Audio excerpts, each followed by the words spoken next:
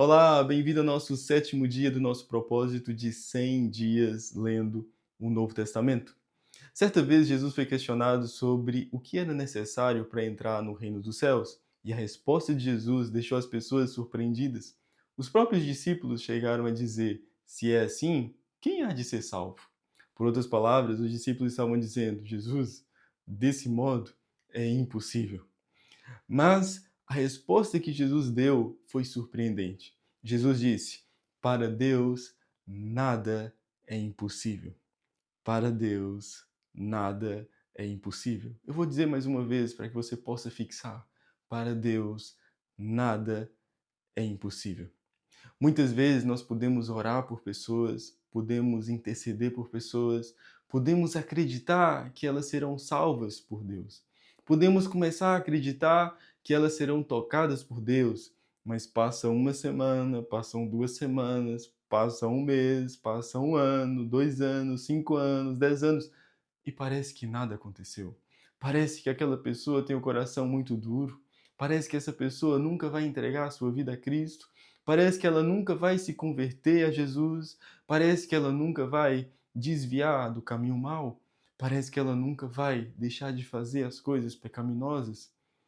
E nós tendemos a desanimar. Temos uma tendência a parar de orar. Temos uma tendência a olhar para a situação e pensar: bem, é impossível. Essa pessoa é impossível. Essa situação é impossível. Essa pessoa nunca vai abrir o coração para Deus, essa pessoa nunca vai se converter, essa pessoa nunca vai deixar o pecado, essa pessoa nunca vai ter uma vida transformada. É impossível. Mas no dia de hoje eu quero te lembrar sobre as palavras de Jesus. Jesus disse: para Deus nada é impossível. Repare que Jesus não falou isso no contexto material, ele não estava falando isso no contexto de comprar um novo barco para os discípulos, comprar uma casa própria para os discípulos ou qualquer uma outra coisa material. Não, Jesus estava explicando sobre salvação e logo a seguir ele disse: para Deus nada é impossível. Isso significa que a pessoa que você está orando, ela pode se converter. A pessoa que você está intercedendo, está jejuando, você pode ver essa pessoa aos pés de Jesus, essa pessoa sendo salva, essa pessoa sendo transformada. Isso que Jesus falou em Mateus capítulo 19 sobre para Deus nada é impossível, pode ser real na sua vida e pode ser real também na vida daqueles que você está orando, na vida dos seus familiares, na vida dos seus amigos, na vida dos seus colegas de trabalho, de faculdade, de escola, porque para Deus nada é impossível. Assim como o Senhor tocou a minha vida e a sua vida um dia, Ele também pode tocar a vida daqueles que você está orando, dos seus entes queridos, dos seus familiares que ainda não se converteram, mas que irão se converter no momento ideal, no momento em que o Senhor tocar a vida deles e eles finalmente irão se converter a Cristo. Mas é muito importante que a gente não pare de orar.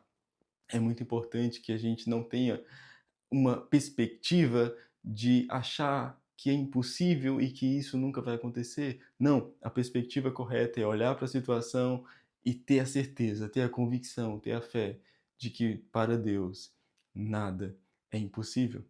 Mas existe um fator que nós também aprendemos nesses capítulos que nós iremos ler hoje de Mateus, que após a conversão não é tudo automático. Após a conversão, nós precisamos ter algum cuidado, alguma vigilância. Nós precisamos estar atentos para que a gente continue no caminho do Senhor. A Escritura diz, noutra passagem, aquele que está em pé, cuide para que não caia. E é justamente isso que nós vemos em Mateus capítulo 16. Nós vemos que Jesus elogia Pedro e ele diz: Pedro, tu és a pedra, e sobre essa pedra eu edificarei a minha igreja. E ele então elogia uma atitude de Pedro, porque Pedro teve uma revelação de Deus sobre Cristo. E então Jesus faz esse elogio para ele. Mas algo que é interessante é que poucos versículos após esse elogio, Jesus repreende Pedro, porque ele teve uma atitude errada, uma atitude que não estava alinhada com o plano de Deus. Algo que é interessante nisso é que poucos versículos anteriores ele teve uma revelação do plano de Deus. Poucos versículos depois ele já teve uma revelação que não estava alinhada com o plano de Deus. Algo que eu aprendo nisso é que, apesar de nós termos nos convertido a Cristo, apesar de nós já termos a nossa salvação, nós precisamos estar atentos para que a gente não caia em tentação. Precisamos estar atentos para que nós não venhamos a nos desviar, porque as coisas não são automáticas. Não é só você entrar aqui, ver esse vídeo e falar, ok, agora eu estou bem com Deus. Não, isso não é suficiente. A parte mais importante desse propósito de 100 dias, lendo o Novo Testamento, é a sua intimidade com Deus. É o seu tempo particular com o Senhor. É o tempo que você vai dedicar para orar e é o tempo que você vai dedicar para ler a passagem da Bíblia. É esse momento, é o mais importante. É esse momento que você vai ser fortalecido pelo Senhor.